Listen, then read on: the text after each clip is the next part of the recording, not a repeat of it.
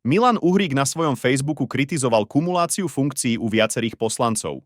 Vo svojom statuse napísal: Tak, opäť sa nám do Národnej rady Slovenskej republiky dostali supermani, ktorí sa chystajú sedieť dokonca na 3 stoličkách, poslanec Národnej rady, primátor, župný poslanec.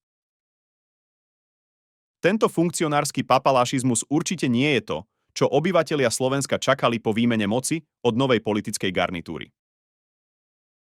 Za seba som jednoznačne deklaroval, že ak získam mandát poslanca Národnej rady, tak sa mandátu europoslanca vzdám. Rovnako, ako som sa dobrovoľne vzdal mandátu župného poslanca, keď som nastupoval do Europarlamentu. Sú veci, ktoré sa dajú zvládať. Ale robiť zodpovedne 3 politické funkcie súbežne nie. Milí páni poslanci, rozhodnite sa, čo chcete robiť. Či pracovať, alebo prelietavať. Nezabudnite dať odber na náš kanál Politika Live. Buďte informovaní. Ide o Slovensko.